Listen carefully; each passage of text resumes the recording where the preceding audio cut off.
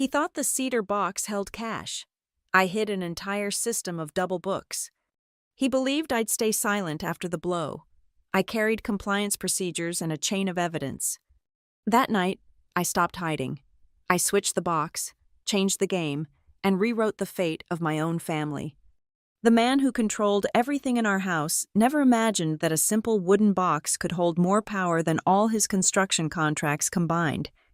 He was about to learn that some daughters inherit more than just their grandfather's keepsakes.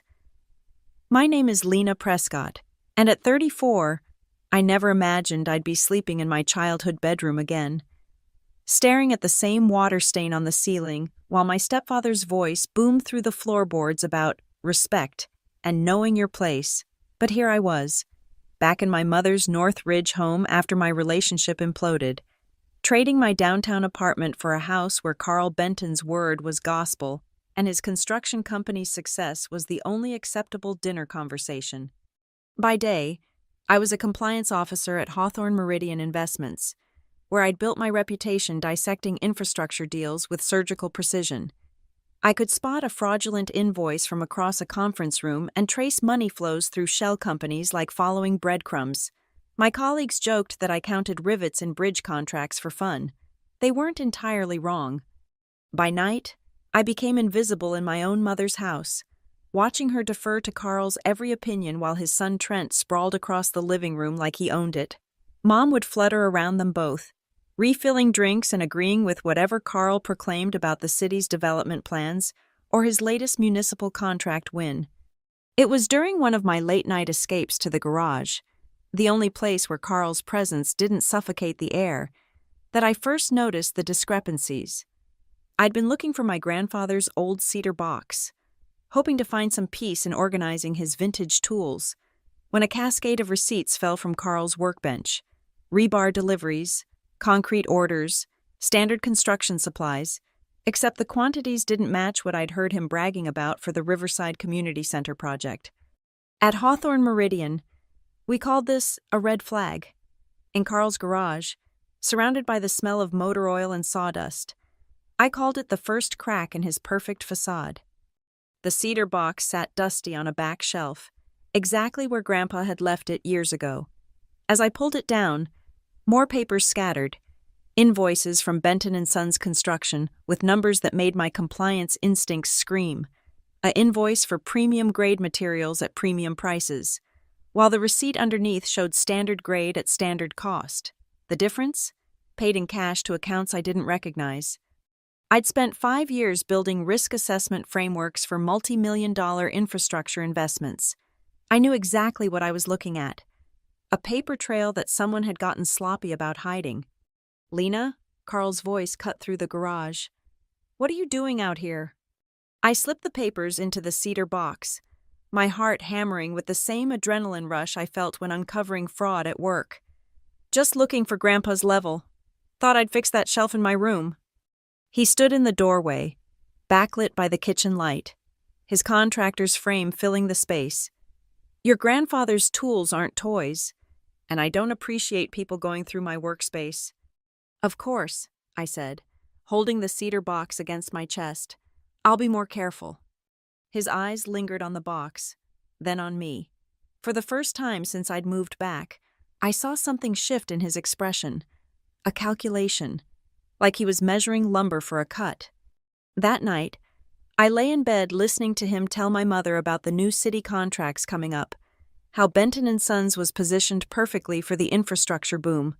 His voice carried the same confidence I heard in boardrooms, when executives pitched deals they knew were too good to be true. The cedar box sat on my dresser, those invoices hidden inside like a loaded weapon. In my world of compliance and contracts, I'd learned that family was just another word for an agreement with no terms and conditions. But Carl Benton was about to discover that some family members came with their own audit procedures. The invoice that changed everything had a simple typo. Lot number B47X appeared twice, once for delivered materials and again for wastage disposal. At Hawthorne Meridian, we called this double billing. In Carl's world, it was just another Tuesday. I found the USB drive wedged behind his truck's glove compartment while searching for jumper cables. Mom had asked me to move his F-150 for street cleaning, and Carl's spare keys came with access to more than just his vehicle. The drive was unmarked, black, the kind you'd miss if you weren't trained to look for what people wanted hidden. Back in my room, I plugged it into my laptop with the same careful procedure I used for suspicious files at work. Isolated browser, screenshots of every step, timestamps recorded. The Excel sheets that loaded made my stomach drop. Internal pricing structure, the file was named, and it showed 2 complete sets of books. What the city paid versus what Carl actually spent, the margin, 37%, skimmed through phantom charges and inflated materials. I photographed every screen, every formula cell, every hidden column that revealed how Benton & Sons had been bleeding city contracts dry. The metadata showed Carl as the author. Last modified 3 days ago. Chain of custody established. The cedar box became my evidence locker. USB drive wrapped in anti-static cloth. Printed screenshots in sealed envelopes with dates written across the seals. Habits from investigating financial crimes, now applied to my stepfather's fraud.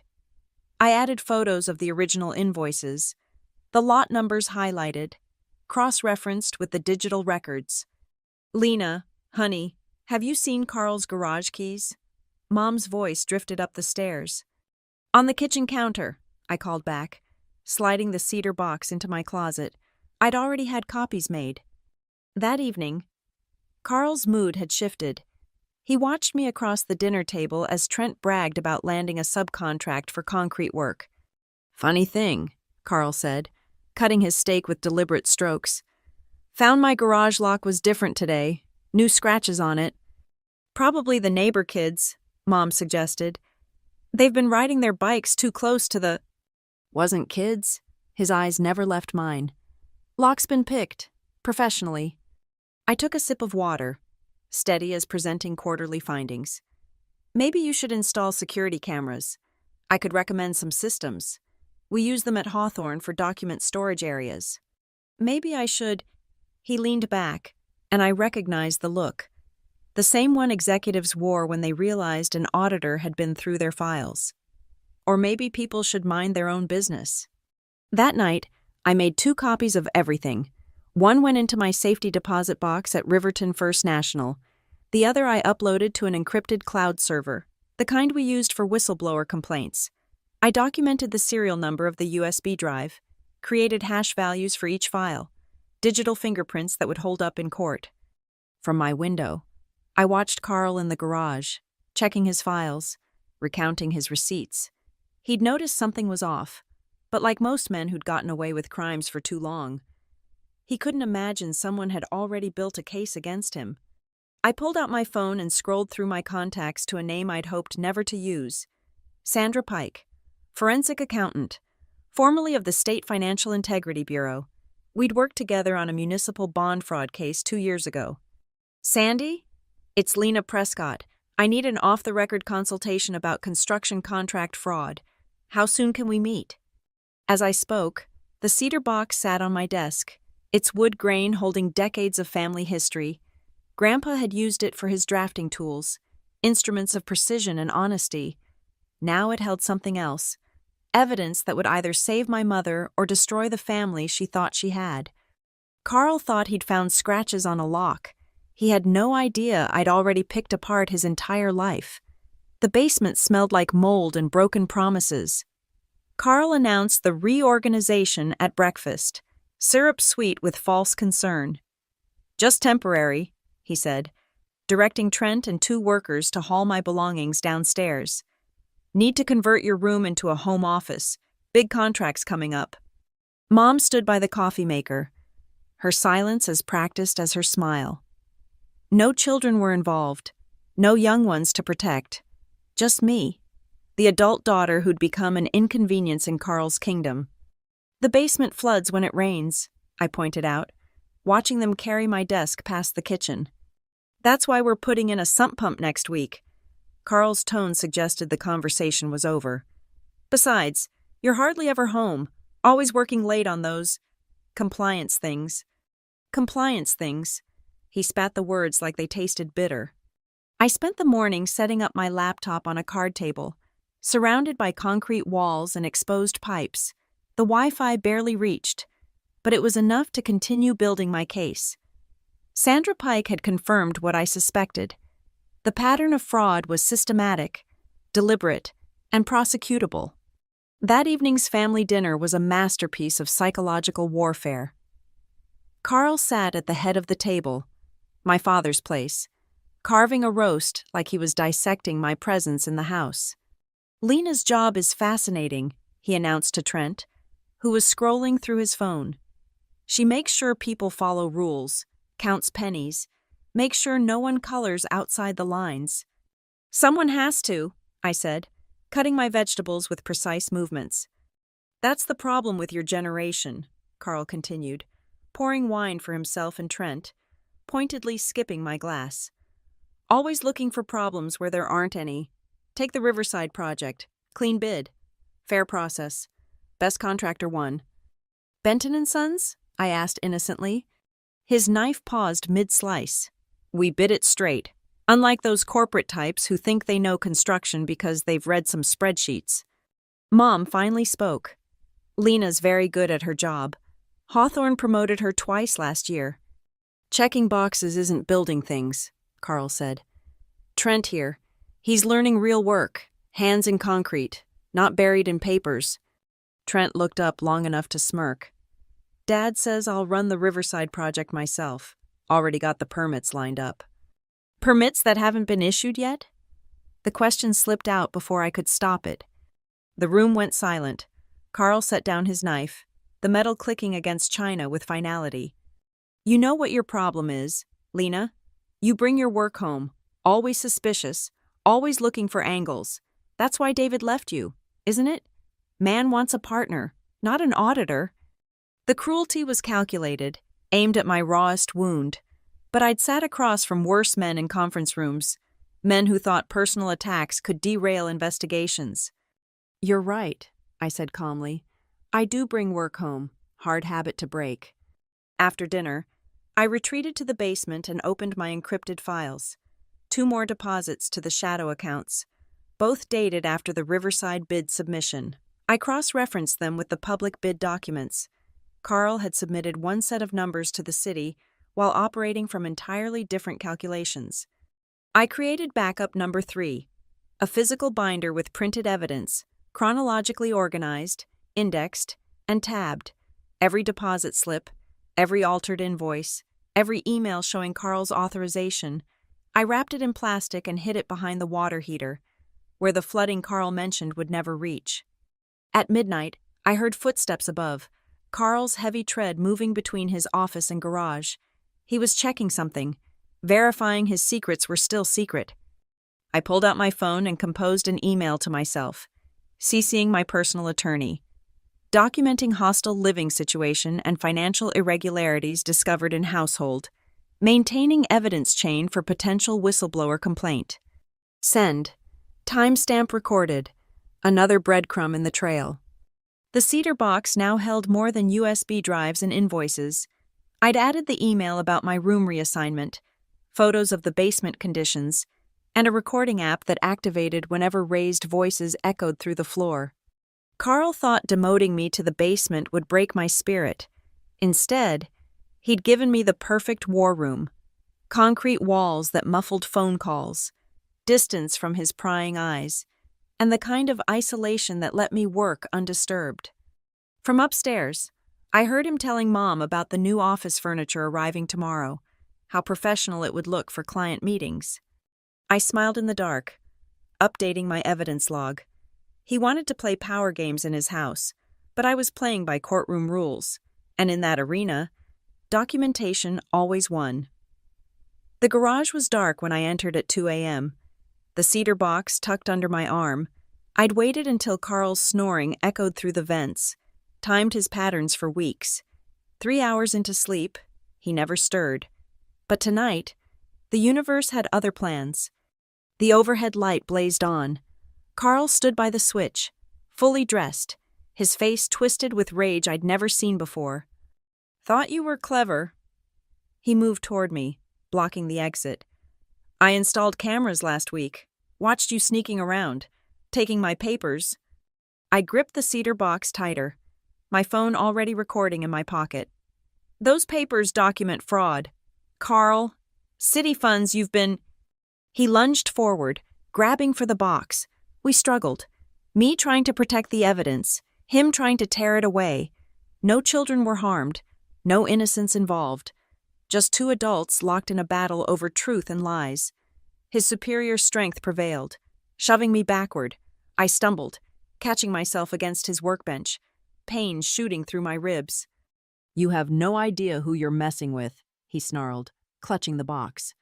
I pulled out my phone, keeping my distance, making sure the camera caught everything. "Carl Benton, you just assaulted me while trying to steal evidence of your financial crimes. This is being recorded and live-streamed to cloud storage." His face went pale. The box dropped from his hands. "I'm calling my attorney," I continued, already dialing, "and filing a restraining order." "Wait," he stepped forward. "Stay back." I moved toward the door, phone steady. "Marina, it's Lena Prescott. I need immediate assistance. I've just been assaulted at 447 North Ridge Drive." "Yes, I'm safe now, recording everything."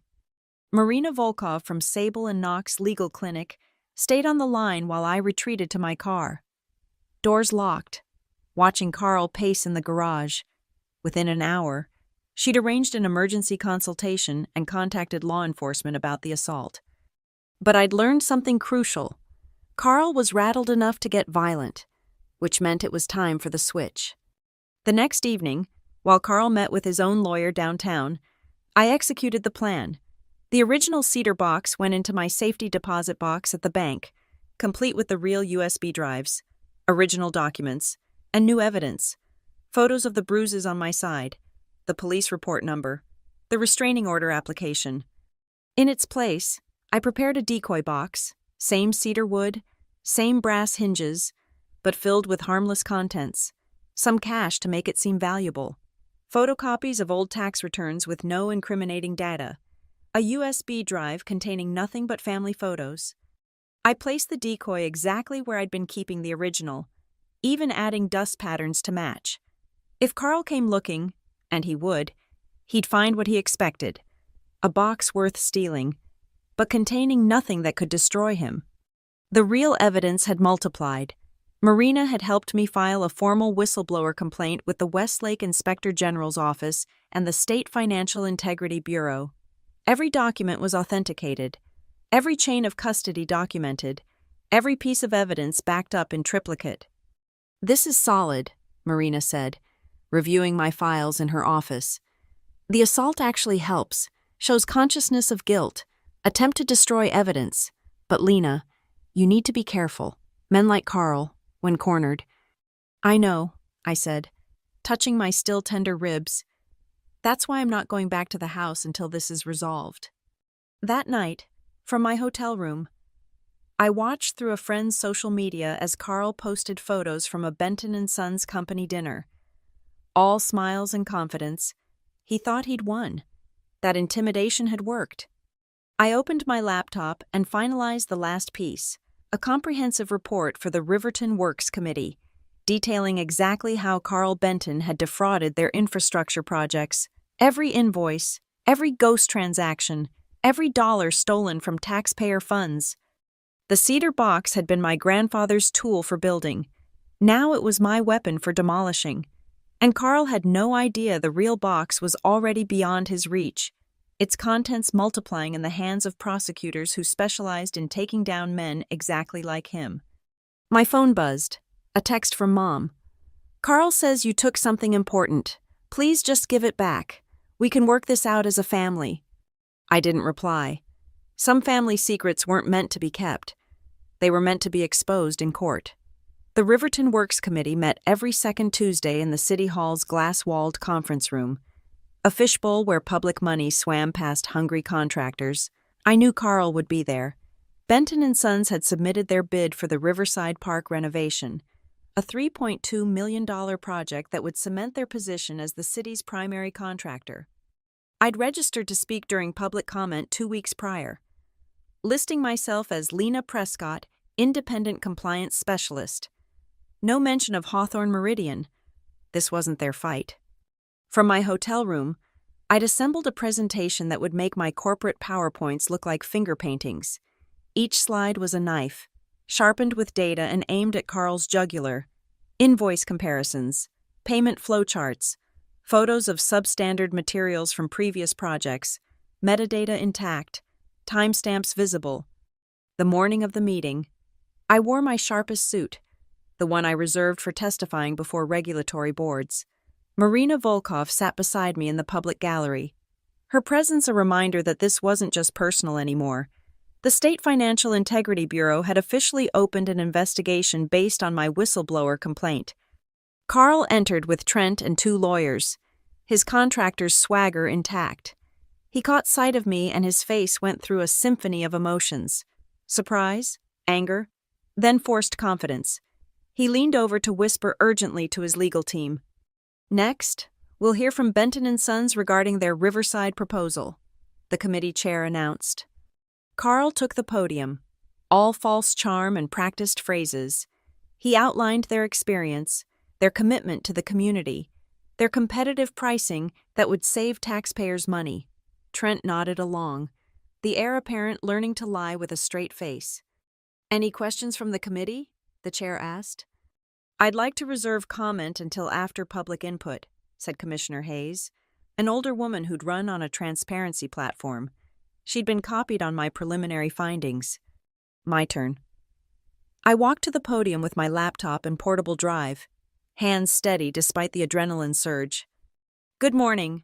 I'm Lena Prescott, compliance specialist with expertise in infrastructure contract analysis.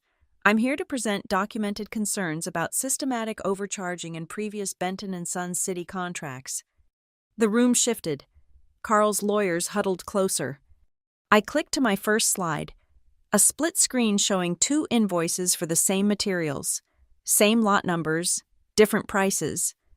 This pattern appears across multiple projects. Public records show billing for premium materials, while receipts indicate standard grade purchases. Click, a timeline of deposits to shadow accounts, dates aligned with city payment schedules. Click, photos from the Meadowbrook Community Center site, rust stains on new steel beams, date stamps from my camera proving when they were taken.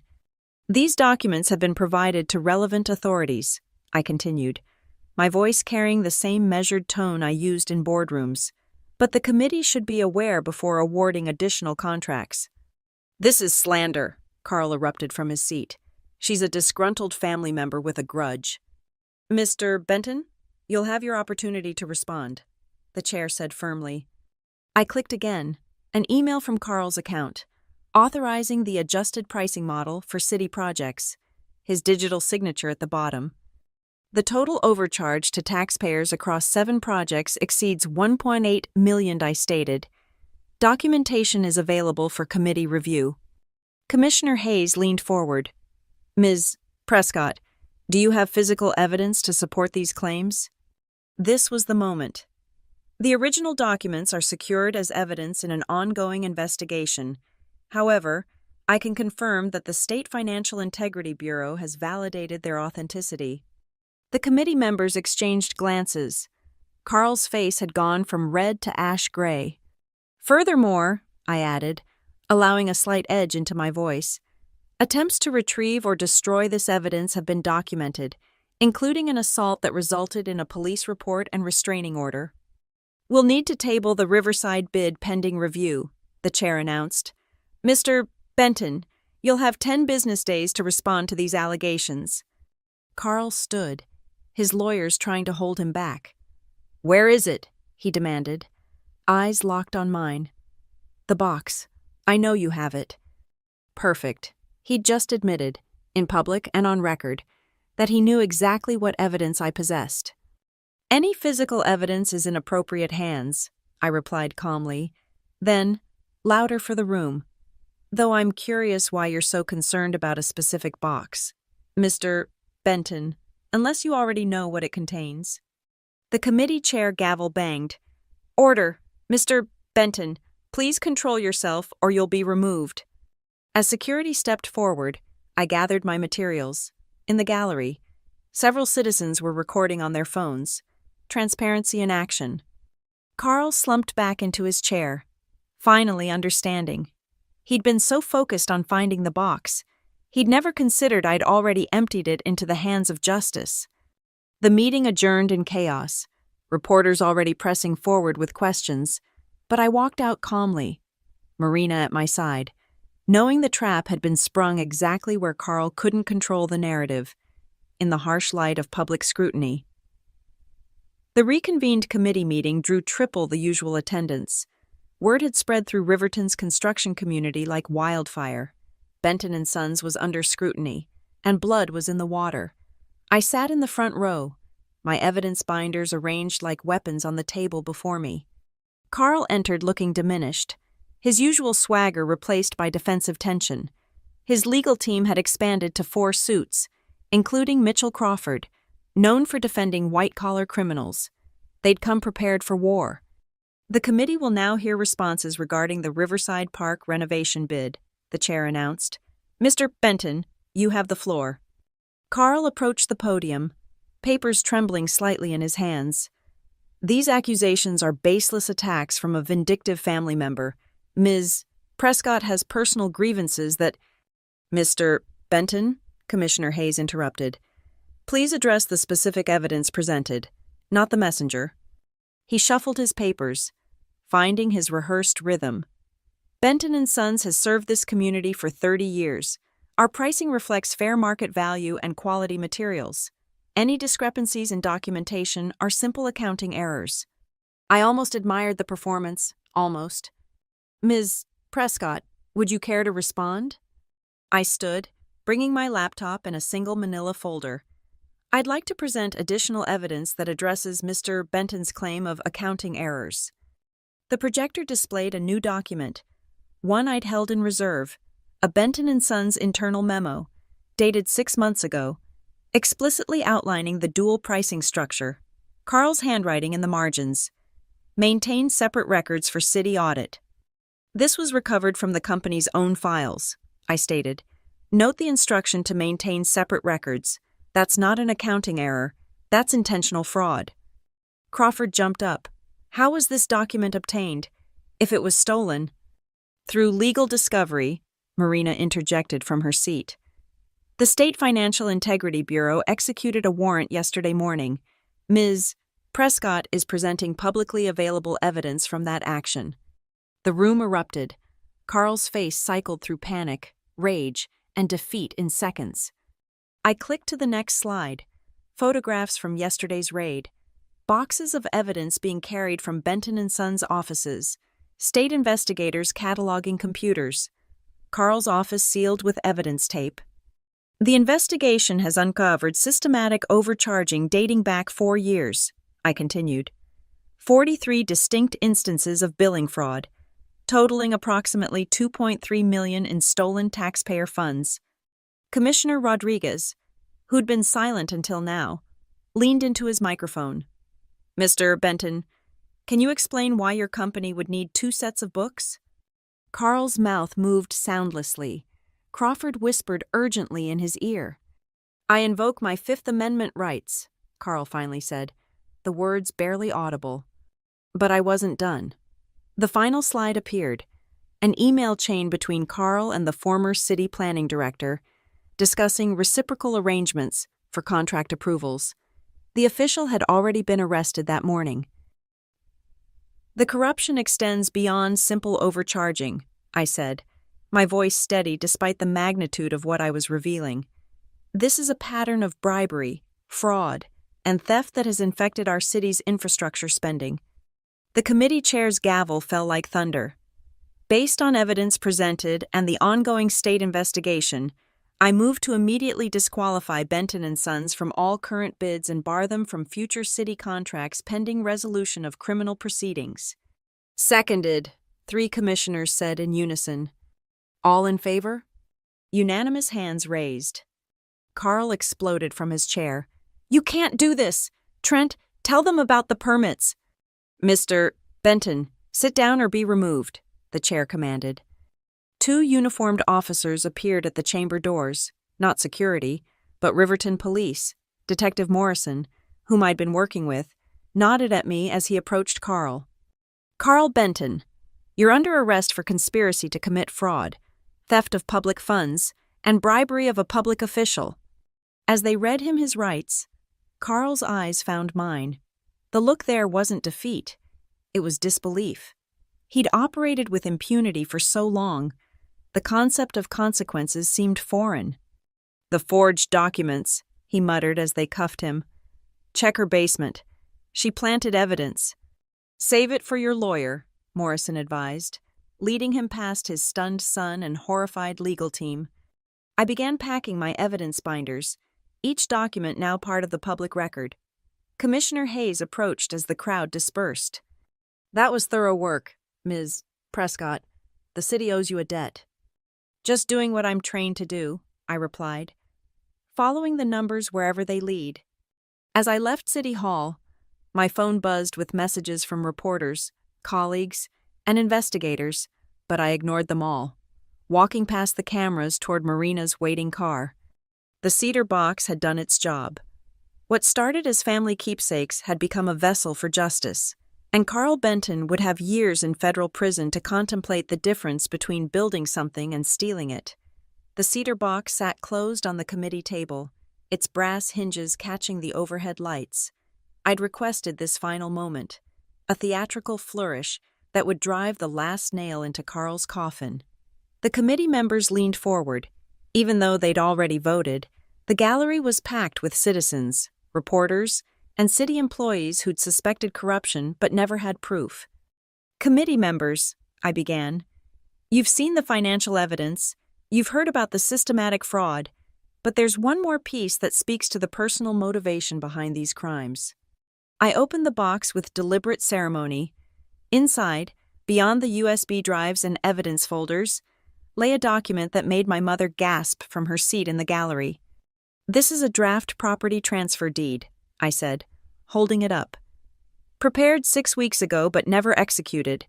It would have transferred ownership of my mother's home, bought and paid for by my late father, into Carl Benton's sole ownership." The document went up on the projector. Carl's lawyer had drafted it, complete with signature lines and a notary block. Only Mom's signature was missing. "Alongside this deed," I continued, extracting a small leather journal, "is Mr.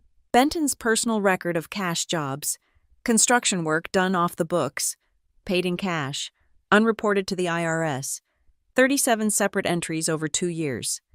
Commissioner Hayes took the journal, flipping through pages of Carl's meticulous handwriting, dates, amounts, client names, a prosecutor's dream. "The pattern is clear," I said. "Public contract fraud, funded private wealth accumulation, all aimed at eventually disposing of my mother and securing assets in his name alone." From the hallway, a commotion. Carl being brought back in custody for additional charges. He saw the deed on the projector and his face went white. "Marla, tell them," he shouted at my mother. "Tell them you agreed." "I never agreed to anything," Mom said. Standing shakily, Marina helped steady her. "I never even knew about that document." I pulled out the final item, a USB drive labeled security footage. "Mr. Benton installed cameras in his garage to catch me," I explained. "But digital surveillance is bidirectional. Those same cameras captured him discussing this property scheme with his son. Would the committee like to review the footage?" "That's not necessary," the chair said quickly. "Detective Morrison, are these additional materials relevant to your investigation?" Morrison stepped forward. "Highly relevant. We'll be adding conspiracy to commit property fraud and tax evasion to Mr. Benton's charges." I began replacing items in the cedar box, each piece a memory of the investigation. The original invoices that started everything, the photographs of shoddy construction, the USB drives with their damning spreadsheets, and finally, the deed that revealed the personal greed behind the public theft. "Members of the committee," I concluded, "this box belonged to my grandfather, a carpenter who built with integrity. Carl Benton tried to steal from this city and from my family. He thought he'd buried his crimes deep enough. He was wrong. The chair nodded gravely. The committee formally thanks Ms. Prescott for her service to Riverton. Your evidence has exposed corruption that might have continued for years. As the meeting concluded, people approached from all sides. City employees who'd suspected fraud but feared retaliation. Contractors who'd lost bids to Benton's artificially low quotes. Citizens whose tax dollars had been stolen. Through the crowd, I saw Trent Benton standing alone. His world collapsed around him. Part of me felt sympathy. He'd been raised in corruption, taught that theft was business, but he'd made his choices, signed his name to fraudulent documents, participated in the scheme. Mom appeared at my elbow, tears streaming. "I'm sorry I didn't believe you. I'm sorry I let him—" "You were manipulated by a professional con artist," I said, hugging her. "The important thing is, you're safe now. The house stays in your name. Dad would be proud." Detective Morrison approached as the crowd thinned. "Ms. Prescott, that was masterful. Between your evidence and what we seized yesterday, Carl Benton is looking at 15 to 20 years. The property fraud attempt makes it personal enough that no judge will go easy." I handed him the cedar box, now officially part of the evidence chain. "Take good care of it. It's done its job." As I left City Hall for the last time, I thought about cycles, how my grandfather had built things that lasted, how Carl had built an empire on lies, how I'd built a case that would stand in court. The local news was already broadcasting footage of Carl's arrest, the deed displayed on screens across Riverton. By tomorrow, Benton and Sons would be in receivership, their contracts voided, their reputation destroyed.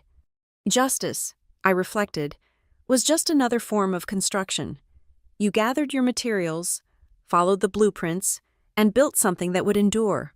Carl Benton had used inferior materials. Lies, theft, manipulation. The structure was always doomed to collapse. The cedar box had held the tools for both building and demolition. Today, demolition was complete. The gavel came down like thunder in the packed committee chamber. Benton and Sons Construction is hereby permanently barred from all municipal contracts. The matter is referred to the State Attorney General for criminal prosecution. Carl's face collapsed as two investigators stepped forward. The handcuffs clicked with a finality that echoed through the room. Around us, citizens erupted in applause. Contractors he'd undercut with fraudulent bids. Taxpayers he'd robbed. Employees he'd intimidated into silence. "Wait!" Carl's voice cracked as they led him past my seat. His eyes locked on the open cedar box on the evidence table. Its contents spread like autopsy results. "That box. You don't understand what you've done. My family. The business. Your family built their fortune on stolen money," I said quietly, but my words carried in the sudden hush. "Every contract you won with fake bids was stolen from honest contractors. Every dollar you skimmed was stolen from schools, from parks, from communities that trusted you." Commissioner Hayes lifted the draft deed that would have stolen my mother's home. "Mr. Benton, did you really think you could take everything, even from the people who loved you?" Carl's shoulders sagged. For the first time since I'd known him, he had no words, no bluster, no threats. The investigators led him toward the door, past Trent, who sat frozen in shock, past my mother who clutched Marina's hand, past the cameras documenting his downfall. "Lena," he called back, one last desperate attempt. "Tell them about the cash in the box. Tell them you took—" "The only thing in that box," I interrupted, standing to face him, "was the truth. And the truth is what took you down." The doors closed behind him. In the silence that followed, I began gathering the evidence. Each document a piece of the puzzle I'd assembled over months of careful investigation. The cedar box sat empty now, its purpose fulfilled. My mother approached tentatively. "The house papers. I never knew." "He was a predator. Mom, financial predators always start with family. We're easier to manipulate, slower to suspect, less likely to prosecute." I touched her shoulder gently. "But that's over now. The house is safe. You're safe."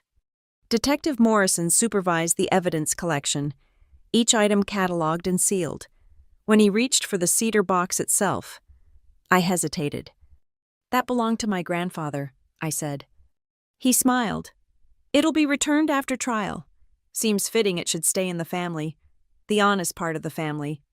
As the chamber emptied, Commissioner Rodriguez approached. "Ms. Prescott, the city owes you more than we can repay. Would you consider consulting on our new anti-fraud task force?" "Send me the details," I replied, surprised to find I meant it. Riverton deserves clean contracts. Outside, the media waited with their cameras and questions, but I walked past them toward the parking lot. The October sun was setting, painting City Hall in shades of gold and amber. Somewhere across town, Carl Benton was being processed into custody, his empire of lies crumbling with each passing hour. My phone buzzed with a text from Sandra Pike, my forensic accountant friend. "Saw the news. Beautiful work. Dinner to celebrate?" I smiled, typing back, "Absolutely, but somewhere that doesn't take cash." 3 months later, I stood in the same committee chamber for Carl's sentencing. 22 years federal time, no possibility of early release, full restitution to the city, forfeiture of all assets obtained through fraud. The judge delivered her verdict with measured words about breach of public trust, about how corruption corroded the foundations of community, but I barely heard her. I was thinking about my grandfather, about the tools he'd kept in that cedar box, about building things that last. When they led Carl away for the final time, he looked smaller somehow, diminished. The man who'd tried to rule through intimidation and lies was now just another number in the federal system. Outside the courthouse, my mother waited with the cedar box, returned as promised. Empty now, but somehow heavier with meaning. "What will you keep in it now?" she asked. I thought about it as we walked to the car. Nothing, I decided.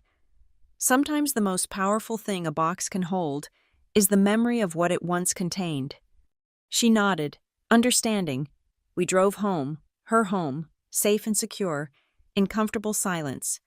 That night, I placed the cedar box on my shelf at my new apartment downtown. Empty.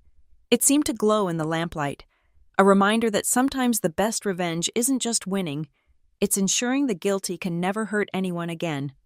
Carl Benton thought the box held money. Instead, it held his future. 22 years of contemplating how a simple wooden box became his coffin. Thank you so much for listening to my story. I'd love to know where you're listening from. Drop a comment below and let's connect. If this story of justice and family resonated with you, please subscribe to the channel and share your thoughts. What would you have done in Lena's position? Let me know in the comments.